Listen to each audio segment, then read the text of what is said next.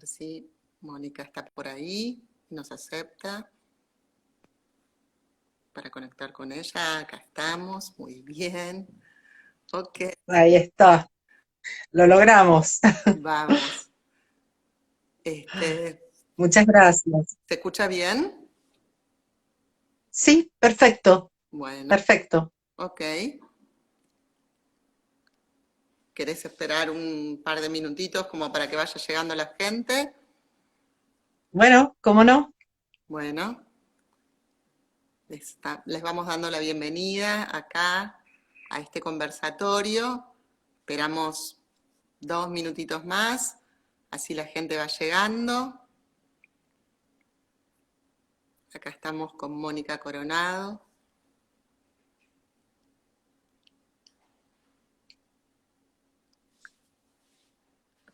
No es fácil esto de arrancar con estos vivos. Es una situación en donde uno a veces siente tanta proximidad y a veces todas estas primeras partes de verse frente a la pantalla, de ver hola, ahí están saludando Graciela, Hola, Graciela. bienvenida. Eh, bueno, y ver los mensajes que están lindos. Bueno, gracias, Lidia. Bien.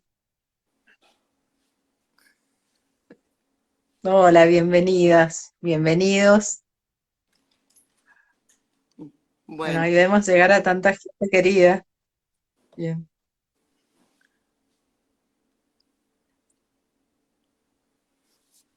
bueno, cuando quieras, Mónica.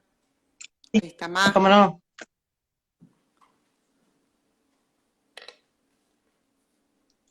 Bueno, queremos agradecerle que se dediquen este tiempo, un día viernes, a este conversatorio, que es un encuentro de dos fórums, o en realidad el Fórum Mendoza, que es parte del Fórum Infancias de la Red Federal, que tiene alcances nacionales, internacionales, y desde Mendoza hemos comenzado un pequeño grupo de personas a configurar el fórum.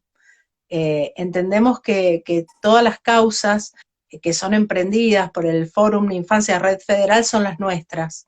Y desde nuestro pedacito de tierra, desde este lugar montañoso y tembloroso que es Mendoza, queremos sostener y acompañar un proyecto para las infancias.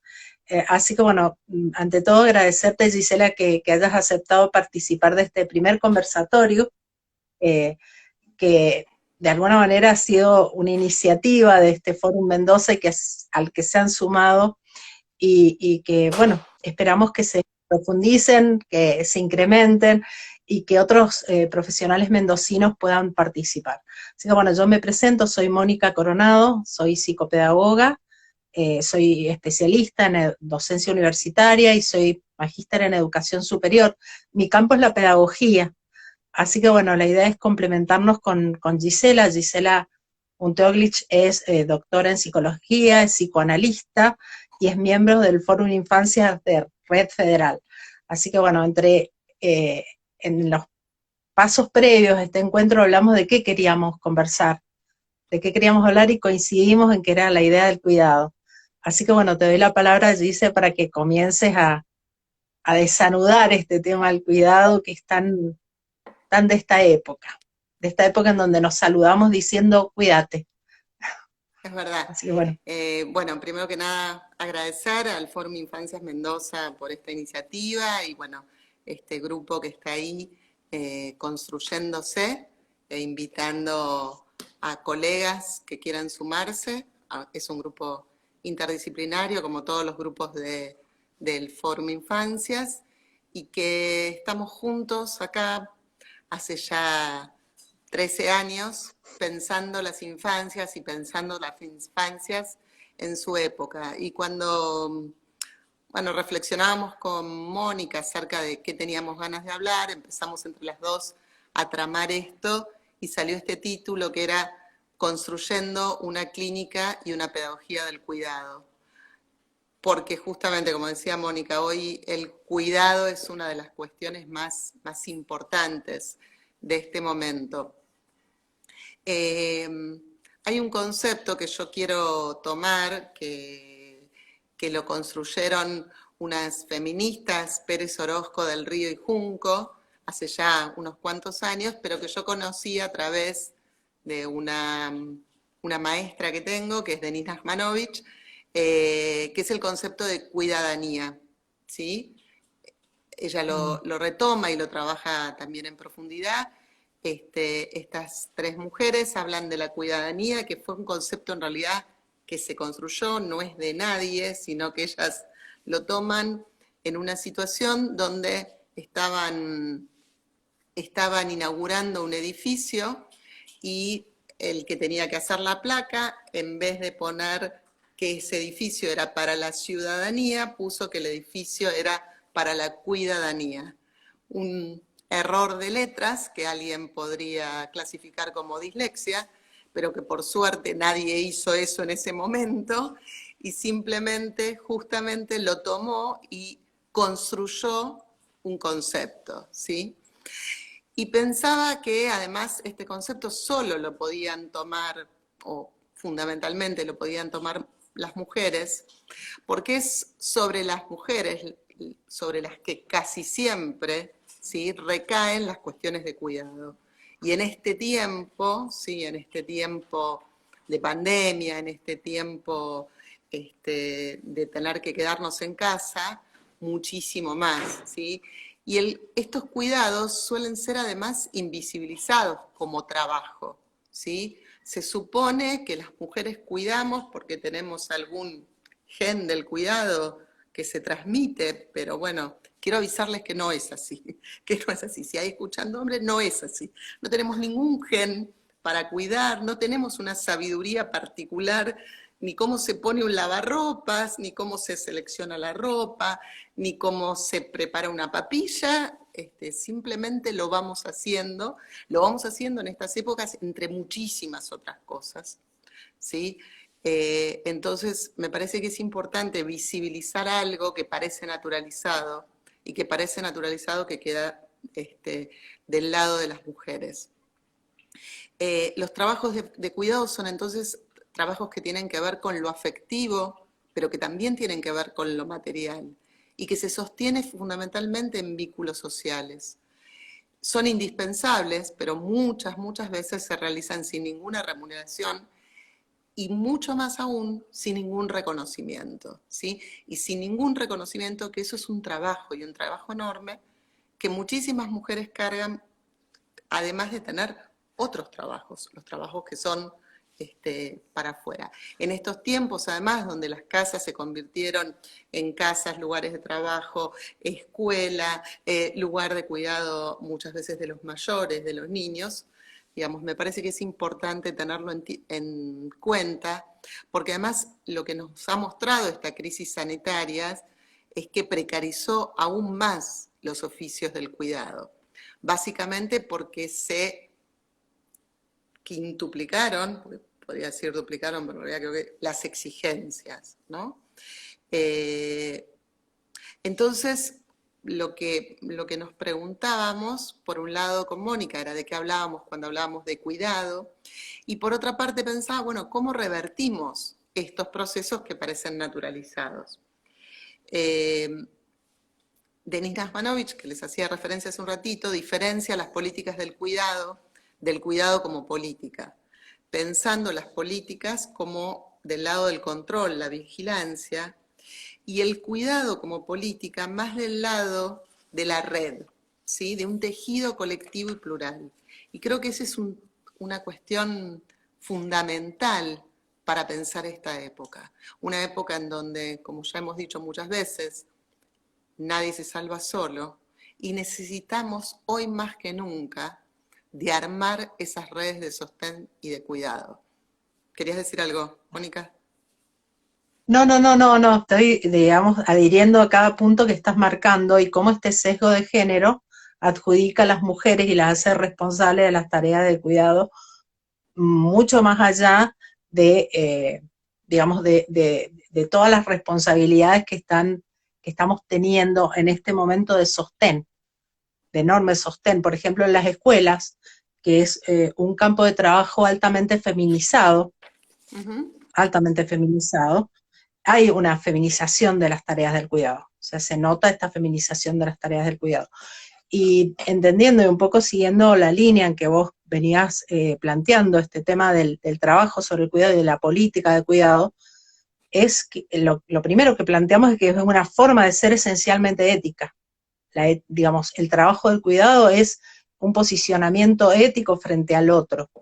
Eso es, y tiene que ver con que el cuidado obviamente siempre tiene una dimensión social. Siempre hay alguien que cuida, que es cuidado, y esos cambios o esos roles se intercambian y tienen un elemento de reciprocidad. Y algo que también vos destacaste, la idea de la interdependencia, que esta situación que estamos viviendo actualmente ha mostrado el profundo grado de interdependencia que tenemos. Alguien tose en China y se termina enfermando tu vecino. Entonces, este tema de que esta concepción, hay además dentro de la ética del cuidado una concepción ecológica, que somos parte de un mundo que está conectado. Entonces tal vez se incendia una parte de tu país y vos decís, a mí en qué me afecta, te va a afectar, en algún punto te va a afectar, porque digamos, la concepción de cuidado muestra esa interconexión que hay entre todos, y que lo que el otro hace te termina afectando a vos, y lo que vos haces le termina afectando al otro en algún punto. Y esa posibilidad que dice Judith Butler de ser tan poderosos y tan frágiles. Somos poderosos, dice, porque podemos dañar al otro. Y además somos frágiles porque podemos ser dañados. Y desde esa idea de nuestra fragilidad que reside en nuestros cuerpos que pueden ser dañados, la posibilidad de dañabilidad, de causar el daño y de ser dañados, esa fragilidad que nos cuesta tanto reconocer, y también esa precariedad de la vida que también habla Butler en algunos puntos, dice que desde que nacemos somos sostenidos por una red de manos, habla de la red de manos, y que muchas veces se asigna a las funciones del cuidado a la infancia, y en realidad todos vamos y venimos del cuidado. De hecho, Heidegger hablaba que el cuidado es una función ontológica, digamos, el ser humano está dado por el ser cuidado, digamos, y el cuidar. Y pensaba en este tema de la precariedad que vos has hablado y de cómo descuidamos a los que tienen que cuidar. Eso me quedé muy enganchada cuando vos lo planteaste, del descuido de los que tienen que cuidar, de los que tienen funciones asignadas de cuidado. Sí, en ese sentido, yo trabajo esta idea de sostener a los que sostienen, ¿no? Porque además no es solo que los niños y las niñas necesitan ser cuidados, obvio que necesitan ser cuidados fundamentalmente, sí, y los adolescentes, pero en realidad, en esto que vos decías de la interdependencia, Mónica, lo que vimos y lo que nos puso de manifiesto con mucha más fuerza esta pandemia es que todos necesitamos ser cuidados, ¿sí? Y a su vez todos estamos en condiciones de cuidar a otro. En ese sentido, por supuesto, hay quienes en estas líneas de cuidados tienen niveles mayores de vulnerabilidad, niveles mayores de desamparo. Por un lado, los niños y las niñas pequeños, y por otro lado también todos aquellos, ¿sí?, que están de algún modo caídos del mapa, empujados a caer, ¿no?, que están en situaciones de mucha mayor vulnerabilidad, que están en situaciones de mucha mayor precariedad, ¿no? Entonces, ¿cómo pensarnos? Paula traía este concepto de nosotredad que yo puse a trabajar en el libro Las promesas incumplidas de la inclusión, que sacamos hace poquito con Graciela y en el que Mónica también participó.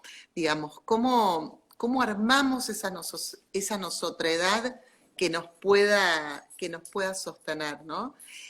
Donde además fundamentalmente lo que necesitamos son otros en disponibilidad, ¿sí? Porque la vulnerabilidad y el desamparo en la infancia, si quieren, en los inicios, es parte de la vida. Ahora, ¿qué necesita? ¿No? ¿Qué necesita un niño? ¿Qué necesita una niña?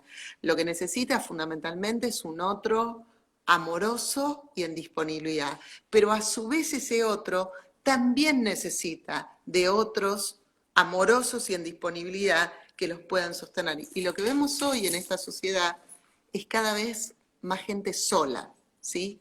No solamente sola porque elija vivir sola o porque eventualmente no esté en pareja o porque tenga un hijo sola. Sola de red, que no es lo mismo que ¿sí? estar eventualmente o por elección solo o criar un hijo solo o estar, digo, hay una soledad hoy que vemos, digamos, con mucha más fuerza, ¿no? Que es la soledad en la red, ¿no? Paula Sí, dice cadena de UPA, ¿no? sí. De, de apapachos, ¿no? Como dicen los El papacho, mexicanos, eso iba a decir. ¿no? Sí, sí, sí. Este verbo apapachar es maravilloso en ese punto. Es precioso. Sí, yo recupero la idea tuya de la vulnerabilidad, de que todos tenemos por tener un cuerpo somos vulnerables y precarios, nada más que por eso, y que la sociedad distribuye las prácticas de cuidado de manera inequitativa, ¿no? Tenemos sistemas de distribución del cuidado que no son equitativas, digamos, yo vuelvo a Butler, que me parece que es una de las que más ha pensado en el tema de la precariedad y la vulnerabilidad, y ella habla de vidas que merecen ser lloradas, Ujú. ¿no? Y que hay vidas como que valen más la pena que otras, y que hay un valor diferencial de las vidas que están, digamos, que la sociedad construye ese valor diferencial, y en función de ese valor diferencial de las vidas, distribuye las prácticas de cuidado. Entonces, básicamente una pedagogía del cuidado o una clínica del cuidado tiene que ver con la equidad, y con el vínculo, y con el encuentro, y con el miramiento del otro, y con prácticas de ternura, ¿no? Y de que todavía vale la pena y vale, digamos, es una vida que merece ser llorada, volviendo al concepto ese de Butler.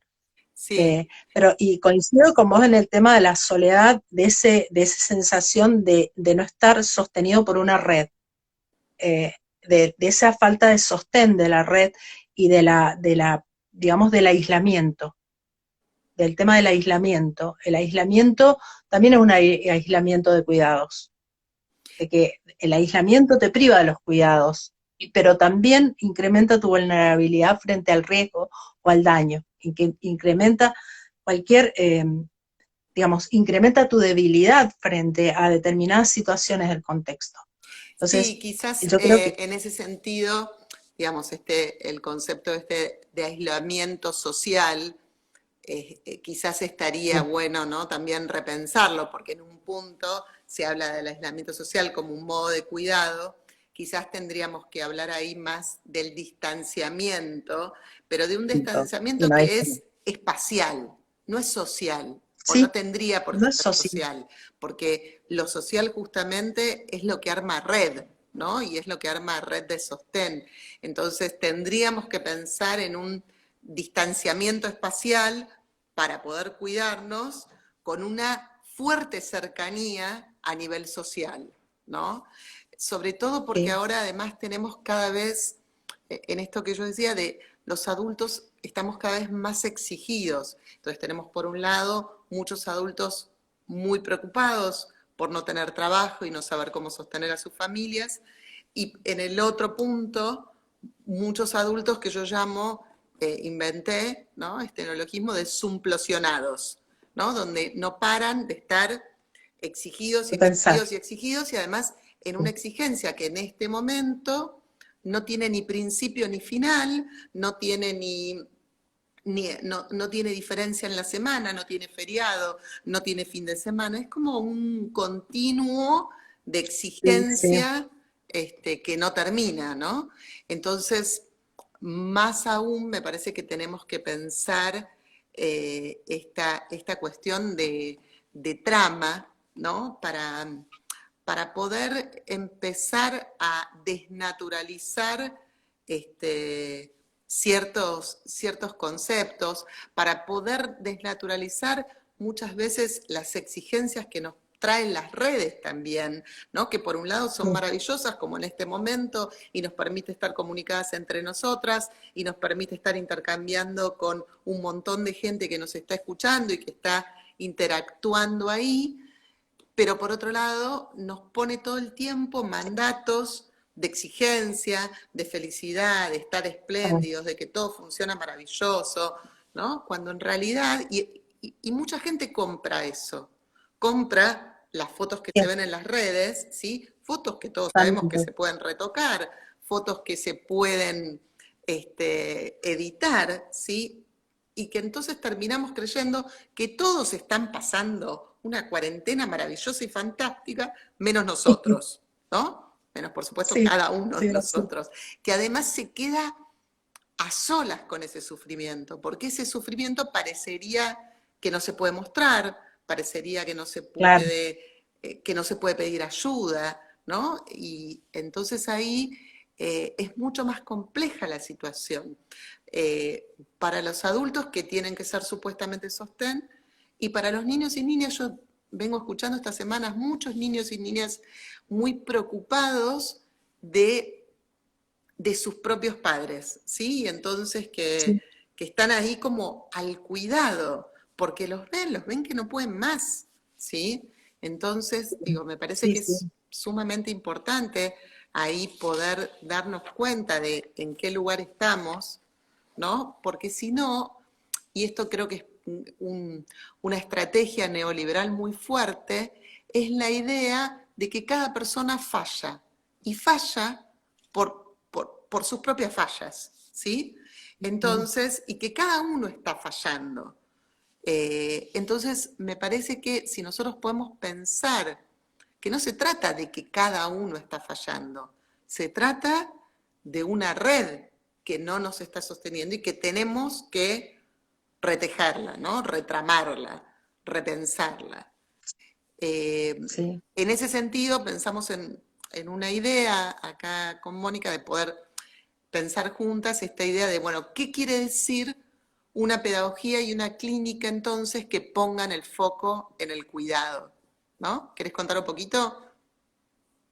Sí, bueno, estuvimos conversando un poco qué significa poner el cuidado en el centro, ¿no? Ponerle el cuidado en el sentido este de la interdependencia, el vínculo, el lazo, el reconocimiento de la fragilidad y no creerse ese personaje del cual vos hablás, que es lo que uno pone en las redes, y sobrellevar esa sensación de como de insuficiencia, ¿no? De que todo lo que hacemos es insuficiente, que la felicidad que sentimos es insuficiente, que el aspecto físico nuestro es insuficiente, y eso es tremendo, es una moledora, es todos esos mandatos de responder a esa idea de suficiencia y de invulnerabilidad y de que nada nos puede tocar. Y yo retomaba, respecto al tema de la pedagogía esta del cuidado, vos hablaste de cuidar a los cuidadores como una noción fundamental, que tenemos que cuidar a los cuidadores, que es algo que se trabaja desde la pedagogía del cuidado, de cómo un equipo directivo sostiene a los docentes de una escuela. Y cuando vos hablás en las reuniones o los talleres que yo he realizado y me he reunido con escuelas, y vos le preguntás, ¿qué los ha sostenido en este tiempo? Y te dicen con emoción el trabajo en equipo. Lo que los ha sostenido es decir, no estoy solo o sola frente a este desafío y puedo contar con los demás. Entonces, ese era el lugar de encuentro. Y el otro tema que también surgía en estos talleres es el cuidarse para cuidar, que es el autocuidado, que es un tema que muchas veces en la educación no se trabaja, y de hecho una docente decía, yo tengo mis hijos con los controles pediátricos, lo he llevado en plena pandemia al hacer los controles y todo lo demás, y hacía 4 años que no se hacía una mamografía. Entonces, ¿cómo va a cuidar si se descuida? Entonces, lo que planteamos la idea era que hay un tema de autocuidado y hay un tema de la institución. Una institución, ¿cuándo cuida a la gente que la constituye? ¿Cuándo una institución educativa cuida a la gente? Cuando la respeta, cuando la valora, cuando la reconoce, cuando ayuda a ese entramado y a tejer esa red interna. Entonces, yo creo que básicamente, si uno tiene que definir la pedagogía del cuidado, es pensar en que cada integrante de una institución es parte de una red y que no está solo y que está sostenido. Y eso me En parece que es esto que vos fundamental. decís, Mónica, del lo pensaba mientras lo decías, que, digamos, también darse espacio para pensar, ¿no? Digo, a mí me parece que un Sí, punto muy importante que muchas veces falta y que falta en esta vorágine, es el espacio para pensarnos y para pensar con otros, ¿no? A mí, Sí, yo con las sí, escuelas que trabajo, con las que superviso, me parece muy importante y trabajo muchísimo para que haya ciertos espacios, espacios de pensamiento, para que haya espacios de juego, ¿sí? juego. Propongo el recreo, propongo el recreo para los niños y las niñas, para los adolescentes, propongo el recreo también para los docentes, ¿sí? Que haya un espacio en que se encuentren y también se diviertan, ¿sí? Porque hay algo que si no se nos ¿Eh? pierde y nos queda, me lo decía una niñita la semana pasada, que no quería saber más nada de la escuela y que la madre me había mandado una foto con ella abajo de la mesa, ¿sí? Y el Zoom abierto arriba, la computadora, ¿viste? Sí, tremendo. No va más, no va más, Ya. ¿sí? Ya está. Y entonces cuando, bueno, logramos hablar y le pregunto qué le pasaba, me decía, es que la escuela es trabajo, trabajo, trabajo, trabajo, trabajo, trabajo, trabajo. Y cuando quiero Sí, decir algo, me mutean. Y cuando quiero hablar por el chat, me inhabilitan el chat.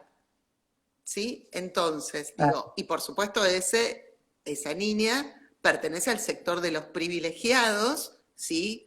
Que pueden tener, que pueden tener una computadora, que Danza pueden por tener Zoom. conexión y que pueden tener una escuela que haga un Zoom, que por supuesto no son todas ni cerca.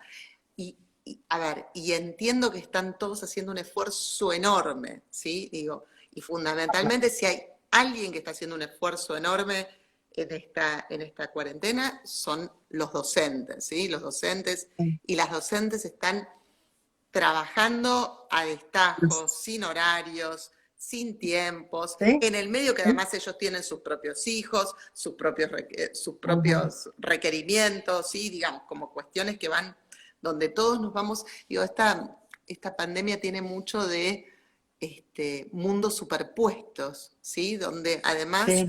cada uno está entrando en el mundo privado del otro, ¿no? Ujú.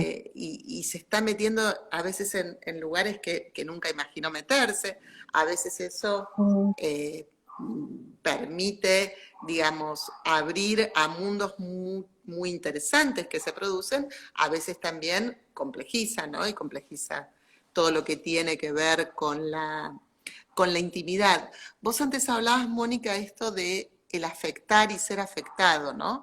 Creo que en una pedagogía y una clínica del cuidado, creo que fundamentalmente, más allá de todas las otras cosas que hablamos, ¿no? Aparece esta cuestión de cómo nos afectamos mutuamente, ¿no? Vos decías hace un rato que las personas nos saludábamos cuidándonos. Hoy me pasa que cada vez que me encuentro con un paciente, sea niños, sea adolescente, sea adulto, en general arrancan preguntándome cómo estoy, ¿sí? O un supervisante, sí, ¿cómo estoy? Digamos, en general antes nadie me preguntaba cómo estaba. ¿Estás bien? Y en general al final es cuídate, tipo, te necesito bien, cuídate por favor, ¿no? Y hay como sí, una responsabilidad que se produce ahí sí, del cuidarse, también porque hay otros que necesitan que te estés cuidando, ¿no? claro. Sí, sí, sí, coincido. Y eso tiene que ver con el darte tus tiempos de desconexión, con darte tus tiempos para el juego, para el placer, para el goce, para poder leer, para poder crear, para poder distraerte, para poder descansar y poder detenerte también. Y yo veo en algunas escuelas que promueven el tema del autocuidado, en los niños, niñas y adolescentes, siempre les preguntan cómo están y cuando se dan cuenta de que hay que bajar el ritmo, bajan el ritmo, dejan de bombardear con tareas, Ujú. porque sienten que hay un punto de saturación en donde el cuidado del chico se pone en riesgo y el cuidado de la familia se pone en riesgo, porque los papás cuando se estresan, siendo ellos los cuidadores de los niños y de las niñas, si no cuidamos a los papás y a las mamás. Entonces, yo veo prácticas excelentes, por ejemplo, en nivel inicial, que he visto muchas prácticas, les escriben todas las semanas, hola papás, ¿cómo les va el lunes? Le explican toda la secuencia didáctica.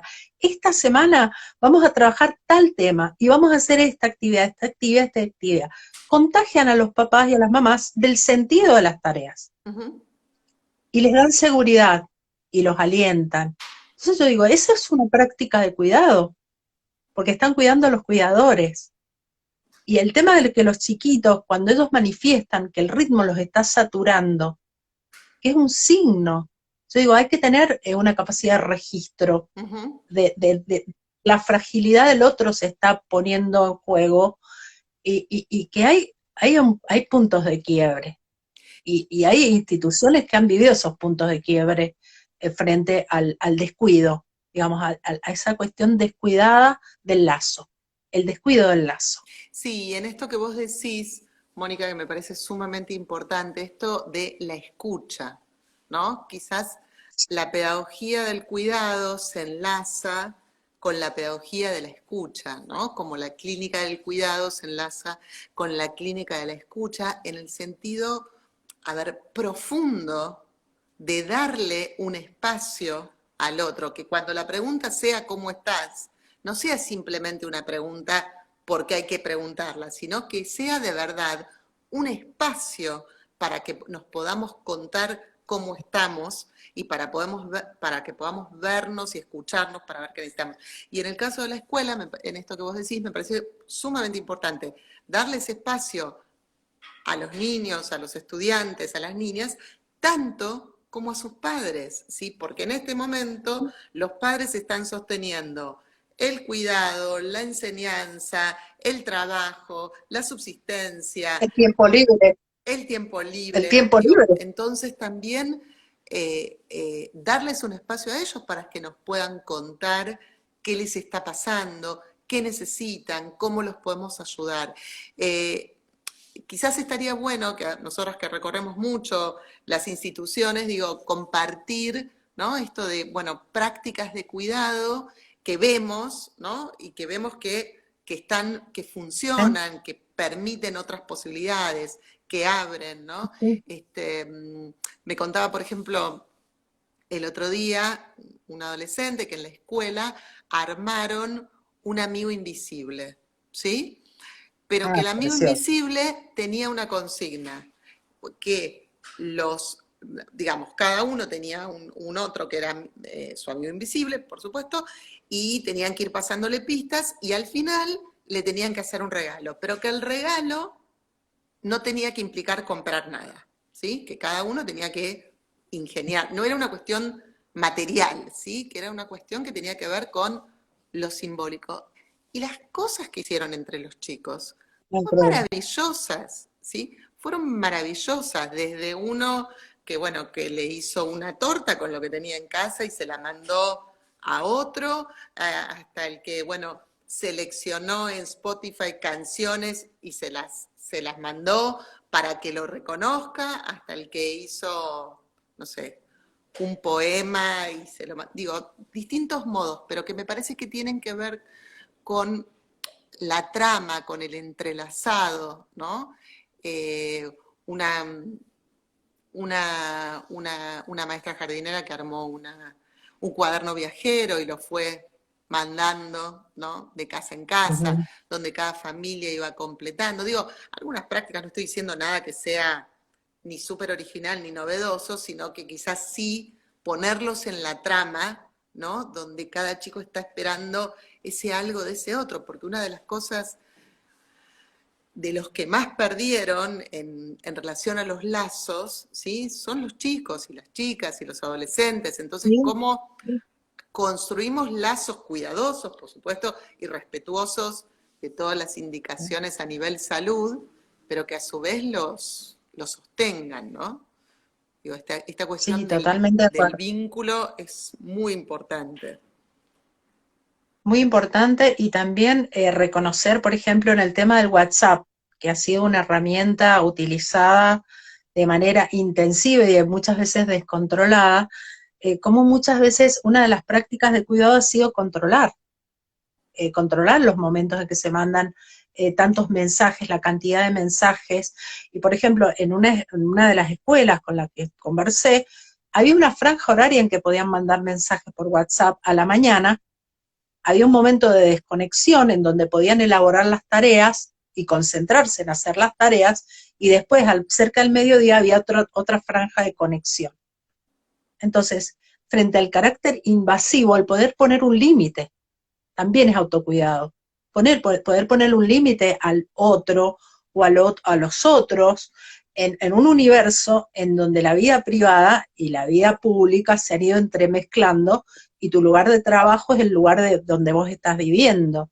Entonces, un tema de límites se refirió al tema del uso del tiempo, y para mí es una práctica de cuidado. El Sí, tema de la organización y el respeto de los tiempos del otro. a mí me Y el gustaría, Mónica, pensarlo quizás más en términos de borde, ¿no? Porque una de las de borde. consultas que aparece muchísimo hoy Sí, por hoy es de niños y niñas desbordados, ¿sí? Y sí, sobre todo niños muy pequeños, niños que se están levantando, no sé, a las 4 de la mañana y piden a los sí, gritos sí. tele, piden a los gritos no ayuda, perdón, compañía, pero digamos como situaciones como de mucho desborde, y me parece que ahí, digo, porque a veces, yo sé que vos lo decís de otro lugar, pero a veces se escucha límites más como la cuestión super yoica Del de no, esos límites, o del no, o del castigo incluso, ¿no? Y me parece claro. que hoy nadie necesita ningún castigo, digamos, nadie necesita nada de eso. No, no. Sí Ni creo más límites. que se necesitan Digo, bordes que contengan, ¿no? Bordes que sí, contengan sí, sí, sí, sí, sí, a sí, los sí. niños, a las niñas, a los adolescentes, y también en esto de los bordes institucionales, esto que vos traes, que me parece muy importante, ¿no? De hay un tiempo para cada cosa, ¿no? Una cosa. Sí, sí, sí. Y eso coincido con vos con la idea de borde, porque la experiencia que han tenido es Ujú. de desborde de exigencias, de demandas, de presiones, y muchas, en ese sentido, hubo un periodo al inicio de todo este tema en donde el nivel de exigencia fue tal que el nivel de estrés y de angustia y de ansiedad fue enorme, y fue una situación que muy pocas veces fue trabajada desde lo institucional. Mm. O sea, cuando uno le quita al cuidado la dimensión de lo social, vos entendés que es una responsabilidad individual, y en realidad no es individual, tiene que ver con el contexto en el que te estás moviendo y hasta qué punto promueve prácticas que son lazos respetuosos, lazos amorosos, vínculos que construyen y que acompañan y que sostienen. Entonces, desde ese lugar yo entiendo que en algunas cuestiones hubo que hacer, y entiendo tu idea de borde, no de límite, porque estamos sujetos a muchos límites y vivimos en un estado de restricción permanente, y sobre todo los niños, niñas y adolescentes que han visto restringida su red de lazos con otros niños. Ujú. Entonces, bueno, son los que más han tenido la mayor experiencia de restricción. Entonces, otro límite más, otro, digamos, y entiendo en ese sentido, y por eso muchas veces los chiquitos, cuando se dirigen a sus docentes, el planteamiento muchas veces no llega enunciado con palabras, no quiero, no puedo, sino que el chico de alguna manera manifiesta dentro de su hogar una ruptura con esta exigencia. Y muchas veces los papás, ¿qué hacen? Presionan más para que los chicos hagan las tareas, para que cumplan. Y yo pensaba en lo que planteaba Rita Segato de la contrapedagogía, la crueldad, de cómo se manifiesta la crueldad en esta época cuando uno cosifica a las personas, y cuando uno considera que el chico es digamos, de acuerdo a lo que decía Freire, que la educación es una cantidad de depósitos bancarios Mm. que vos haces, y la educación es una inversión y vos sos un cliente. Entonces, ese es un escenario para la crueldad, para que se reproduzcan elementos de este escenario de la crueldad, como contraponiéndolo a lo que estamos planteando de una pedagogía de la ternura que considera a las personas, que considera sus necesidades, que considera sus tiempos, sus espacios. Sí, en ese sentido, esto que vos traías de Rita Segato, tiene una frase, bueno, ese libro es maravilloso de principio a fin, pero retomaba una frase que tiene ahí que dice: precisamos construir un proyecto histórico centrado en los vínculos, desobediencias capilares que entretejan el pensamiento con la vida, modelos de resistencia desde lógicas colectivas. Y esto de la lógica colectiva va absolutamente a contrapelo de esta época, ¿no? Esta época neoliberal, que está todo el tiempo diciendo que cada uno se salva solo y que si no podés, es tu propia responsabilidad. En cambio, en esto que Claro. vos estás planteando, ¿no? Sobre todo ligada a la pedagogía del cuidado, estás pensando, bueno, todo el tiempo en red y en pensar en el otro. Y también pensar en ese sentido, en la clínica, pensar a la clínica como una clínica del cuidado, es trabajar también mucho entre disciplinas, ¿sí? Porque hay una idea de la interdisciplina que es como una sumatoria de personas de distintas profesiones que están trabajando, bueno, con un niño, una niña en este caso, porque me ocupo de infancias, ¿no? Y eso no es una clínica entre disciplinas. El entre que me parece que tenemos que construir es cómo pensamos entre todos, ¿sí? Y entre todas, a ese niño, a esa niña, a esa familia, a poder preguntarnos qué pueden y no qué es lo que cada uno. Digamos, una de las cosas que pasó en este tiempo, sobre todo para los niños y niñas con más dificultades que tienen como grandes equipos de profesionales, y grandes en cantidad me refiero, es que cada uno se sectorizó y entonces estaba la fono que le mandaba los videos a la madre para que el chico haga con la fono, la terapista ocupacional que mandaba sus propios videos, la psicopedagoga que le mandaba los cuadernillos, pero todo recaía en el mismo adulto que En tenía que el sostener todo eso, sí. y en el mismo niño, y en muchos momentos por el mismo medio, donde por eso, digamos, inventé este concepto de sumplosionado, ¿no? Digo, me parece que en cambio en el entre, ¿sí? En el entre disciplinas, construimos o teníamos que poder construir un tejido, ¿sí? Que sostenga. Sí, sí, Y sí. por otra parte también tener mucha cuestión puesta en la prevención, ¿sí?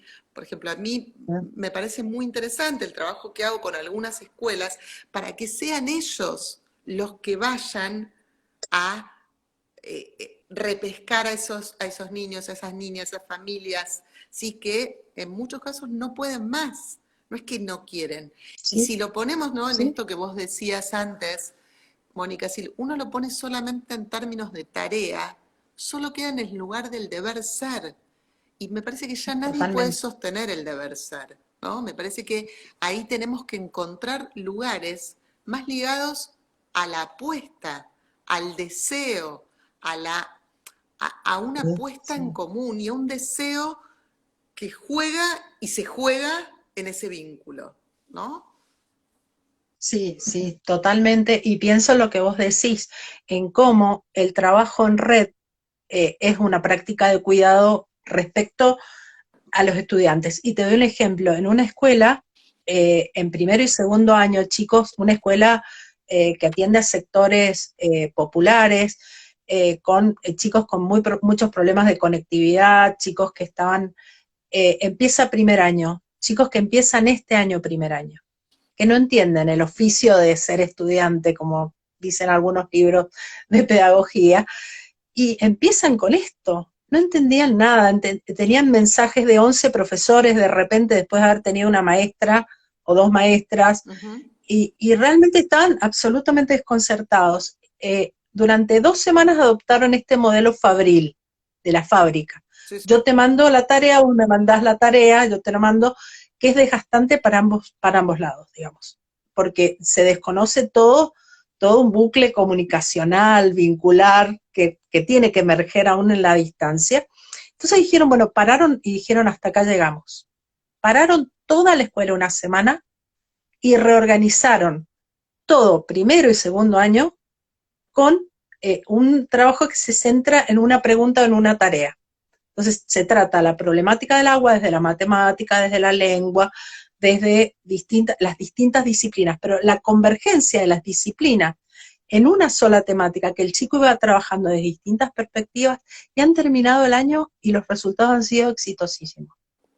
Pero ¿qué hicieron? Pudieron detenerse, es decir, pudieron detenerse y pensar, y las escuelas que mejores prácticas han tenido de cuidado respecto a las trayectorias de sus estudiantes, han sido las que han hecho estos procesos de reajuste, escuchando y atendiendo la respuesta, y modificando estrategias didácticas. Sí, Porque ningún chico de primer año puede sostenerse. En ese sentido, Mónica, hace unos días me decía una adolescente de estas que está señalada como la que no está entregando las tareas, la que no está haciendo esto, la que no está haciendo lo otro. Entonces cuando yo le preguntaba, bueno, a ver, ¿y vos qué pensás? Es que me dice, es que este es el problema. Nadie nos pregunta qué pensamos nosotros.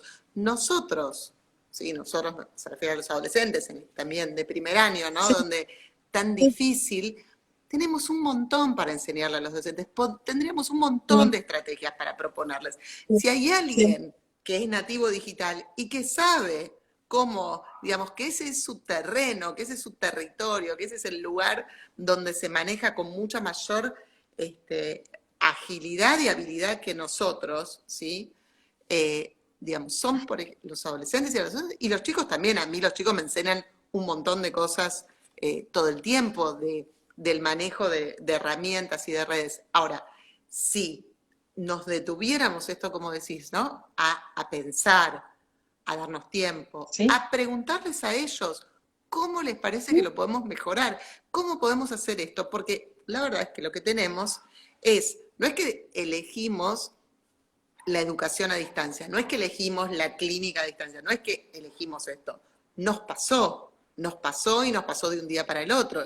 Y obviamente nos fuimos como ayornando, ¿sí? Tratando de ir resolviendo en el medio, o sea, digo, no es educación a distancia, es educación en emergencia sanitaria, no es clínica a través de videollamada, es clínica en emergencia sanitaria. Entonces, este concepto nos atraviesa a todos y también es parte de una diferencia en esta época, porque estamos atravesados todos y todas en esta situación, estamos comprometidos todos y todas en esta situación, estamos, digamos, repensándonos, y a su vez tenemos que estar en tiempo de cuidado, ¿sí? De esos niños. Sí. Alguien traía acá El Mundo Patas para Arriba, ¿no? Este libro que hicimos con unos colegas.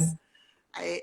En abril ya nunca pensamos que en octubre íbamos a seguir hablando de esto, ¿no? Cuando el mundo se nos puso patas para arriba, que es un libro muy bello, que escribimos con colegas del Fórum y se los recomendamos. Pero, digo, me parece que en ese cambio tenemos que, en esta práctica del cuidado, creo que es fundamentalmente una práctica de la conversación también, ¿no? De esa conversación que nos encuentra. Sí, totalmente. Y pensaba en referencia a otro libro que es Prácticas Desobedientes, todas las que he podido ver de muchas escuelas como prácticas de cuidado. De muchas escuelas a veces se encuentran restringidas por marcos normativos, por protocolos. ¿Es protocolizable el cuidado? ¿Hasta qué punto podés protocolizarlo? Y pensaba cuando iban a distribuir los bolsones de comida, que en general van familias que no tienen posibilidades de conectarse y reciben el cuadernillo y traen el cuadernillo, y pensaba en una docente que me contaba que le pedía a una mamá que trajera a los chicos que eran sus estudiantes, y a través de la reja y la ventana les explicaba, o sea, se salen por la banquina, eso digo, y no es la única práctica, han mandado, no sé, han pedido ayuda, por ejemplo acá en Mendoza, para llevar al medio del desierto, hacen colectas de frazadas y llevan los cuadernillos con las frazadas, con los bolsones, y rompiendo a veces las líneas jerárquicas o rompiendo, digamos, los esquemas de lo que es lo tradicional. Entonces yo veo que también ha habido una explosión de una, digo, la pedagogía del cuidado es básicamente solidaridad, es solidaria. Es sumamente solidaria. Una escuela me contaba que estaba el micro de la escuela, si una escuela pública usaba el micro de la escuela, en vez de para que los chicos vayan a la escuela, para que los docentes les puedan mandar materiales, cuadernillos, bolsones de comida. Digo, entonces armaron, bueno, con ese recurso que antes se usaba, ¿sí?, para que los chicos vengan, bueno, ¿cómo hacemos para que la escuela vaya, ¿no?, vaya a las casas? Se acerque. Una maestra de Jujuy que no tenía cómo llegar también, bueno, pidió un espacio en la radio y el pueblo empezó a alfabetizarse con esa maestra que lo hizo para sus estudiantes, Sí, sí. pero que lo terminó haciendo para una parte importante del pueblo. Digo, esto que decís de estas prácticas desobedientes que se salen de los mandatos establecidos, pero que se salen de los mandatos establecidos fundamentalmente para poder alojar al otro, ¿no? Al otro y la otra que, digamos, que además en estos tiempos cada vez más se nos van cayendo, entonces cada vez más es un trabajo de ir a repescarlos, ¿no? Ir a reencontrarlos, pero no los vamos a convocar desde la tarea, los vamos a convocar desde lo El lazo. amoroso, desde la ternura, desde, ¿no?, desde pero no de la ternura como un concepto ingenuo e inocente, sino en esto que vos traías de Ulloa, ¿no?, la ternura como fuerte apuesta política. Totalmente. Sí, sí, sí. Y pienso también en el tema de esta idea de la suficiencia e insuficiencia, esta percepción de insuficiencia que tiene mucha gente y muchos docentes se enfrentan a la impotencia de no poder llegar. Entonces, en estas reuniones que que hemos tenido con los docentes, siempre decimos que hacemos a veces lo que podemos, que también bajarse esa omnipotencia, que vamos a poder hacer todo, que es muy, digamos, de la profesión. Y recuerdo una frase de una directora que dijo: todos y todas estamos aprendiendo. Tengámonos paciencia. Y no rompamos el lazo, porque aunque no estén conectados, ellos siguen siendo nuestros alumnos, siguen siendo nuestros. Y esa idea del nosotros, de plantear, vos hablaste de esa palabra del nosotredad. Bueno, esa noción del nosotros, del de estamos aprendiendo, estamos trabajando, hasta acá podemos llegar. Porque yo veo a veces la desesperación de una directora pidiendo un teléfono para un chico, una chica. Entonces, yo muchas veces los veo heridos, los veo lastimados porque no pueden ofrecer lo que los chicos necesitan. Entonces, también despojar digamos, la profesión del docente, dentro del cuidado de la profesión del docente, de esta sensación de que todo lo podemos. No podemos con todo. Sí, no y podemos algo con todo. interesante que trae Laura Jaite, que les recomiendo a todos los que están escuchando que entren a su Instagram, tiene unos dibujos maravillosos y nos acompaña en muchos de nuestros materiales y de lo que vamos pensando y va creando y vamos creando con ella. Así se armó y acá estoy con el mundo patas para arriba. Ella traía esta idea del año perdido, ¿no? Y estoy absolutamente de acuerdo con, digamos, subrayar esto. No hay años perdidos, hay años distintos. No. ¿Sí? Este no es un año perdido, es un año distinto. Se habrán perdido, obviamente hay cosas que perdimos en este año, lo cual no quiere decir que el tiempo sea un tiempo perdido. También depende en qué posición uno se ubique para transitar este tiempo, que sin duda es diferente, ¿sí? Es un tiempo diferente, pero no es un tiempo perdido, es un tiempo que nos está pasando y que nos está, digamos, construyendo y reconstruyendo como sociedades, como familias, como vínculos, ¿no? Entonces me parece muy importante en el punto de que no hay en ese punto tiempo perdido, que no hay tiempo que vuelve atrás, ¿sí? El tiempo va siempre para adelante, que no hay un volver a una normalidad que nos llevó hasta este lugar, ¿no? Como decías vos al principio, Mónica, en relación a esto de, bueno, una ecología donde cada uno estamos afectando al otro con cada una de las decisiones que tomamos. Nos quedan unos minutitos. No sé si que vos querés decir algo para el cierre. Sí, no, decir que decir que este año ha conmovido las prácticas docentes, las ha conmovido, las ha conmocionado, las ha puesto, digamos, las ha dado vueltas, las ha puesto patas para arriba, es así. Y creo que de esta ruptura, digamos, de esta ruptura que tiene sus partes beneficiosas, sus partes disruptivas, sus partes incómodas, hemos ganado, muchas cosas hemos ganado. Así que bueno, yo agradecerte muchísimo esta oportunidad de poder conversar, como hemos conversado tantas veces con un café de por medio. Pero bueno, esta posibilidad de encontrarnos y de tejer un lazo con toda la gente que nos ha acompañado, Que a la cual le vuelvan los agradezco aviones ese y que tiempo. vuelvan los cafés, ¿no? Así es, espero eso, lo A los espero que tenemos valija realmente. fácil, este año se nos ha vuelto duro en este punto, Muy duro. ¿no? Me parece que esto que decías de conmovernos, ¿no? Creo que el conmover nos mueve y nos mueve de lugar, ¿no? Y que quizás estaría bueno que este año nos sirva y nos haya servido para movernos del lugar, ¿no? Para mover esas estructuras también tan solidificadas que teníamos en muchos momentos en relación a la educación, a la pedagogía, en relación a la clínica, ¿no? Y que nos permita conmovernos. Yo quería cerrar con una frase que decía: precisamos dejarnos afectar por la realidad para poder afectarla a su vez, ampliar los posibles que se abren en cada momento para construir mundos sensibles en los cuales el otro nos importa porque también somos el otro. Bueno, muchísimas También. gracias a todas y todos los que están acá en todo este rato escuchándonos, haciendo comentarios hermosísimos. Y bueno, esperamos seguir encontrándonos. Por favor, los que son de Mendoza y tengan ganas, acérquense al Fórum Infancias Mendoza, que está ahí rearmándose.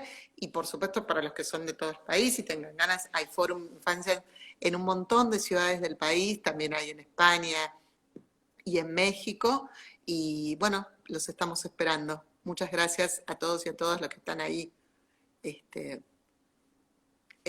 acá escuchándonos y Muchísimas armando red, gracias. ¿no? Armando red fundamentalmente con nosotras. Bueno, les mandamos un beso enorme, cuídense mucho, cuídate Mónica, por favor, que necesitamos volver a Igualmente. esos aviones. Chao. Nos necesitamos. Adiós, hasta pronto.